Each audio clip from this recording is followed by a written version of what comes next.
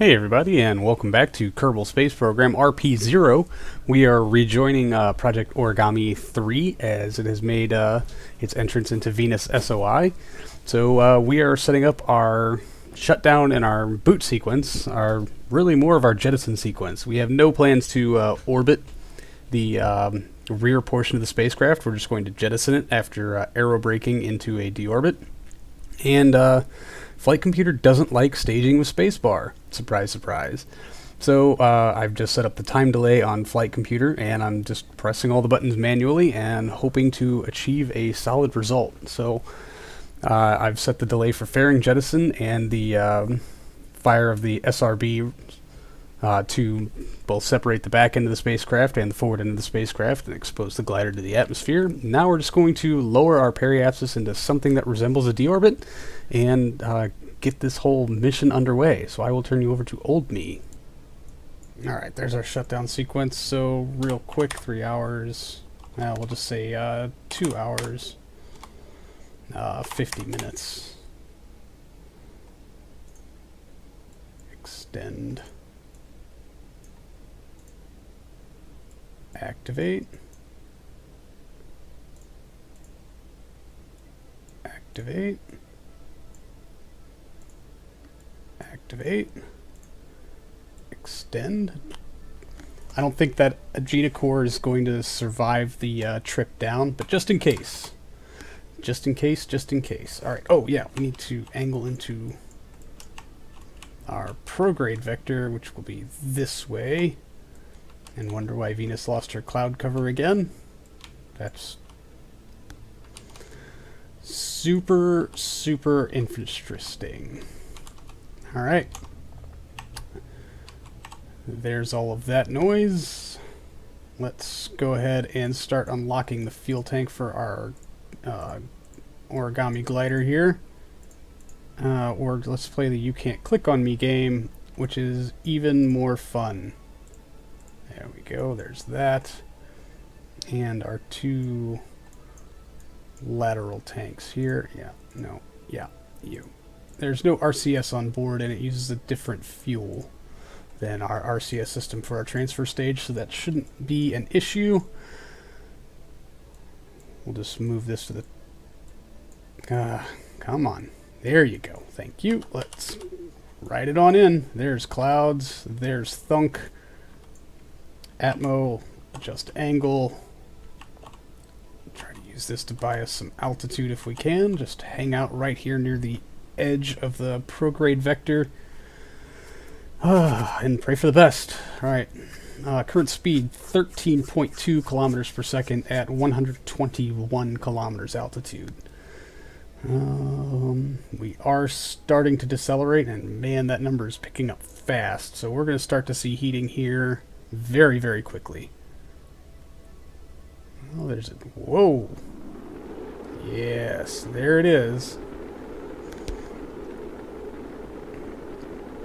Whoa, we have quite an inducing of roll here. I don't really have any roll authority with these thrusters, so we're pretty much just stuck riding it out. As long as we can stay right in the middle of that prograde vector, I think we'll be alright. G meter is pegging. We are down to 12 kilometers per second, 94 kilometers altitude. We are pushing our periapsis down and away. That's good. Holy crap. G meter is pegged. Roll. Whoa. Okay. I'm sure that was just the capture camera change. Let's bring up our controls here. Put you back away. 8 kilometers per second, 90 kilometers altitude. Periapsis still falling down and away. G meter is pegged. RCS system's going crazy. Camera is also going crazy. That was our deorbit change. Our periapsis is in the negative, so we're coming in. We're about 2 minutes from deployment. 5 kilometers per second current speed.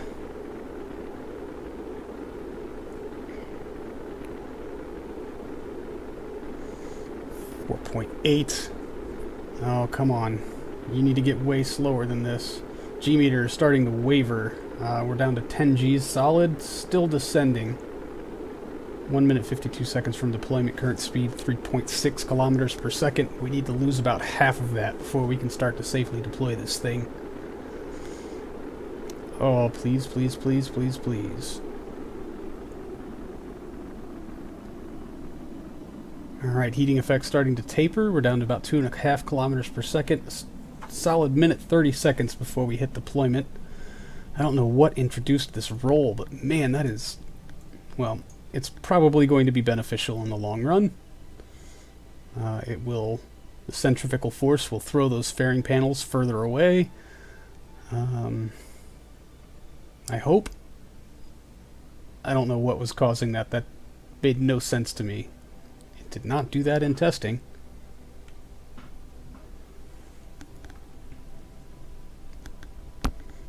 Alright, we are well within our safety margin now, although I would like deployment right about now. This is the optimal altitude at which I was hoping to deploy this thing. Give us lots of room to maneuver. We are in the upper atmosphere of Venus's highlands. Which, let's take a radio in and see if any of this is... no, we can't. We can't take a radio in. Oh, bugger. 35 seconds. Let's see where our satellites are. Oh, nothing even approximating overhead at all. Although we'll have this in an hour or so. Alright, 20 seconds to deploy. Let's get ready. Servo controls move to presets. Yeah, just stay a little off axis. That's a good thing. 5 seconds. And that's engine activation. Then we have another 20 seconds before we start ditching stuff.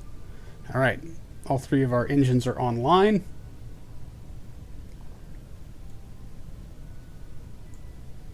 Alright, we're getting ready to see fairing sep, which means we can move our wings into their deployment position. Speed's 165 meters per second, all but one. Okay, the next one's coming up in 10 seconds or so. That should be when the SEP motors and everything else fire.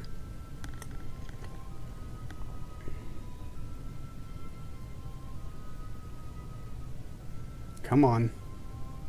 Come on. What is happening? Oh boy.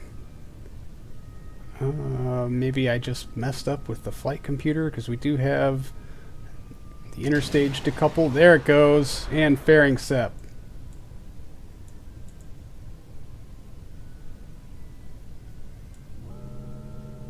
Move to default position. Alright, glider is mostly deployed. Let's see if we can't get rid of some of this tumble. I know, it's just because our center of gravity is off. Alright, core stage is away. We have control. Master switch engaged. Pull up. Pull up. Oh, that is beautiful. We're flying. We are flying. Ha! Let's kick those engines on. We are still decelerating, though. This atmosphere is entirely too thick. We are way too low for what we should be. We can get rid of U flight computer. All that's left is a bunch of toggle stage. It doesn't matter. Which way do we need to go? Any direction, really. I guess we could push towards the south. Yeah, still decelerating. Well, okay, now we're picking up some speed. Yeah, master switch is fighting with that induced roll. Persistent problem with this thing. Standard fly-by-wire is the order of the day. We're doing it. Ah, look at this thing. Let's shut down those engines for the time being. And just take a spin around. Oh, this is awesome. Oh, that took a whole lot of struggling with it, but we're doing stuff.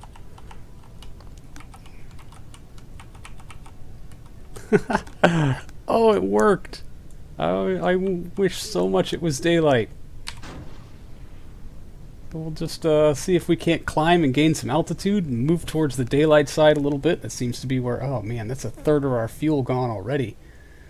Wow. Yeah, we do have quite a long flight to get to daylight. If we can...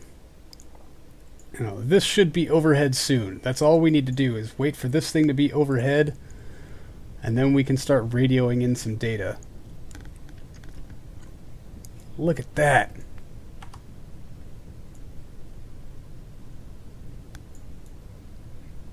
Oh, that is cool. It works. It actually works. Our proof of concept is solid. Now, if we could have just timed it a little better. Alright, let's come off our engines. That is awesome. Wonder what that noise was.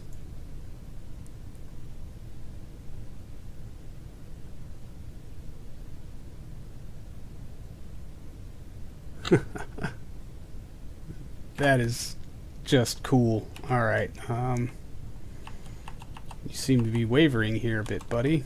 40 some odd meters per second. Alright, we'll trade a bit of this altitude in. I would like to be much higher than this, but we got 1 minute 35 seconds of runtime left on these engines. We should have stability all the way through to... well, we should have stability even with all of our fuel gone. Oh wow, those tanks are already empty. That one's full, that one's mostly spent, this one's all battery.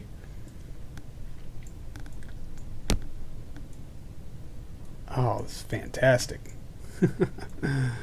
I don't know if we're going to be able to hit daylight or not, but we do have a lot of altitude. But the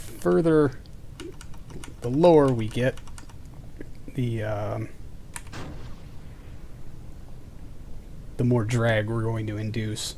So I will probably not bore all of you with a very, very long glide slope. Oh, hey, look at that. We're actually picking up speed and climbing. I guess we're getting much, much lighter now.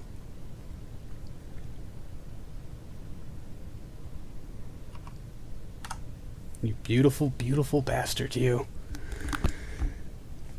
Well, I'm super excited we at least got the concept to work. Life itself would be a little bit better if we could radio some stuff in. Yeah, see, I can't tell if that's them fighting this roll or if they're actually placed unevenly. It did not seem to behave that badly before, but okay, there's our stall. 40 meters per second at this altitude, so we're going to have to trade in a bit more altitude, get some of that speed back, and then try climbing again.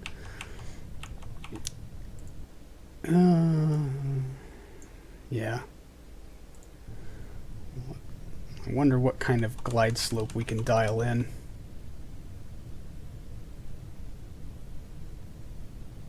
If we can just maintain something like this. Not really. We're still shedding speed, so let's get some more altitude while we can.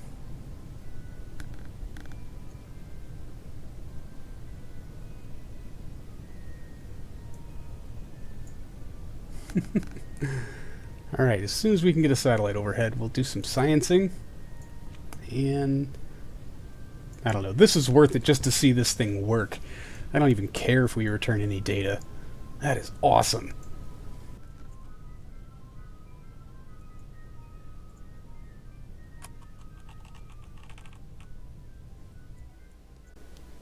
Yeah, we got a little ways to go. I don't think we're going to get this into daylight like I had hoped. Yeah, that is probably going to be equidistant with that. Maybe, I don't know.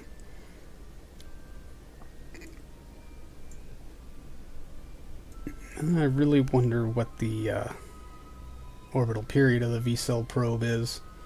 Be nice if we could get that overhead. Don't think it's going to happen. Oh, but I just greatly, greatly underestimated the glide characteristics of this amazing, amazing aircraft. Just a couple little quick taps on the engines to try to gain us a little altitude, but most of that was just me trying to figure out at what angle we could just let this thing glide. And glide it does quite well, especially in this super dense atmosphere.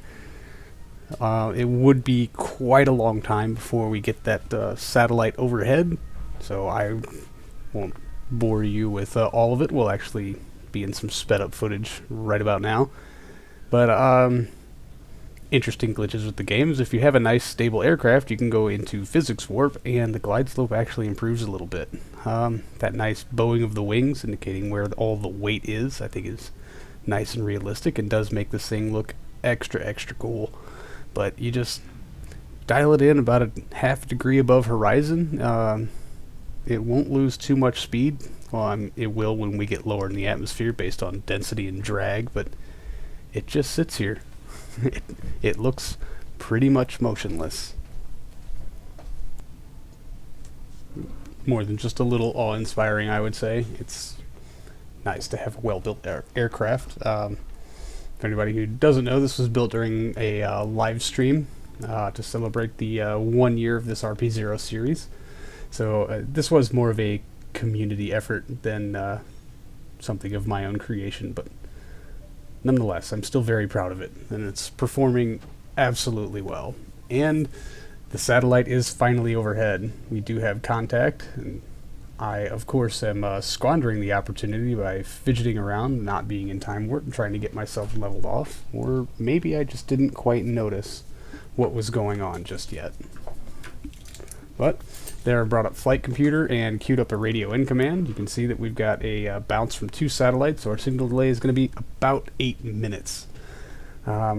And already we seem to have lost signal. But the command has gone through to Flight Computer. I guess it's being downloaded or something. But the first step is complete, so we can actually start gathering some science as soon as that counter runs out in just a couple seconds. We might not be able to radio it in just yet, but getting the data collected is the first step. We can always wait for a second pass or reposition something to get a more accurate feed, but for the meantime, I'm going to turn you back over to old me. And we have no connection again. Why is that? Our satellite has... well, yeah, it's got nothing to connect to relay the signal, so we're just going to keep all of these experiments.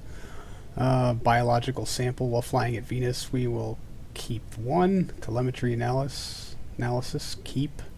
Temperature, keep. Oh wow, lots of the stuff we don't have from Venus's Highlands. That's awesome. Atmosphere analysis, 288 science. Man, we got to get that back. Geiger counter, 72. Micrometeorite, 72. Atmospheric pressure scan. Okay. We were able to collect some science. We're just not quite able to radio it in. That's fine. We're just going to stay on this glide slope. We're not descending too fast, and if we can get ourselves over another biome that we can land in, then, well, we'll have a chance to get some more science there. But so it's basically now just going to be a matter of flying this thing and hoping that we can nail another biome quick before we run out of energy and are forced to land. So we'll just make a dive maneuver. We're down to 48 kilometers altitude. We'll just pick up some speed and try to level it off. Yeah, we don't necessarily need to gain altitude, we just need to gain longevity for this flight.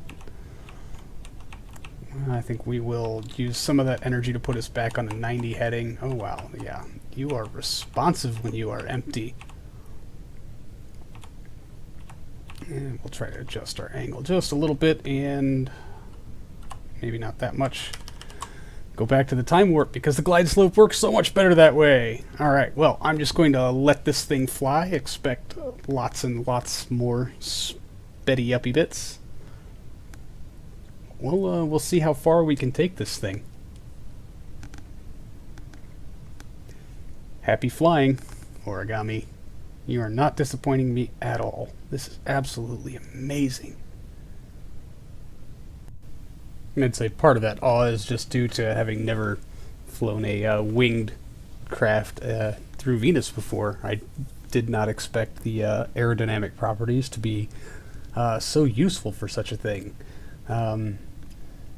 This creates a whole new paradigm in which we could land things on Venus. I mean, really, just the just falling approach works pretty well, but as far as being able to do some serious science or maybe drop some things off through different biomes as we fly through, I guess the major hindrance for any missions having to do with the surface of Venus have to do with the atmospheric pressure versus the chamber pressure of the engine. It's really hard to get a good thrust-to-weight ratio here because the atmosphere is so dense and the pressure is so incredibly high.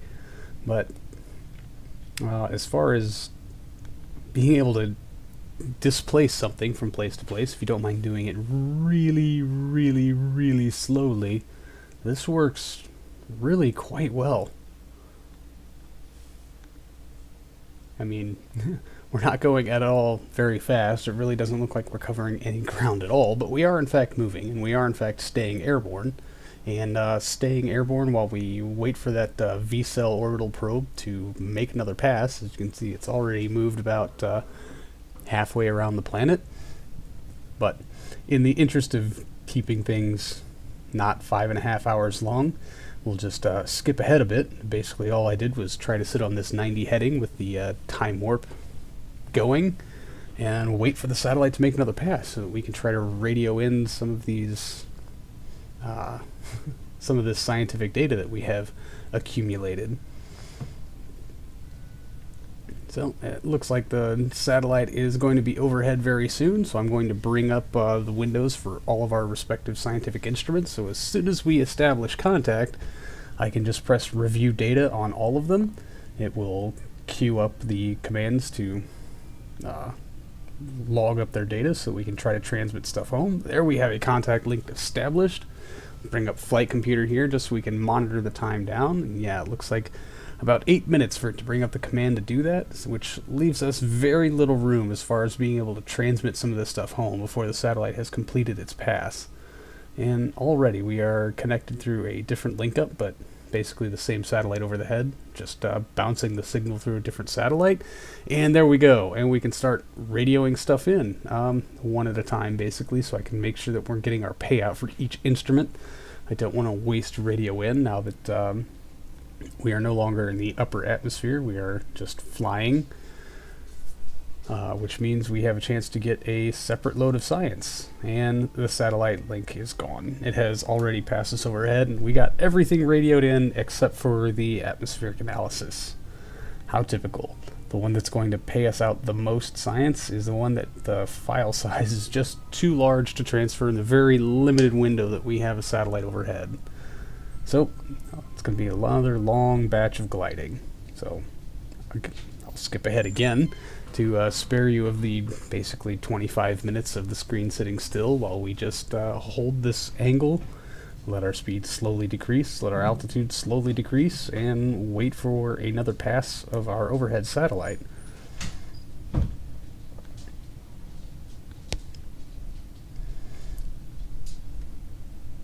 And well, the view cleared up a little bit, although I think our chances of hitting anything near the daylight side are not very good. So I figured we'd start looking for biomes, and it looks like Venus's canyons are just a little bit off to our southeast, so we will adjust our heading and try to see how much of this distance this gliding can buy us. But speed of less than 20 meters per second, it's going to take some time.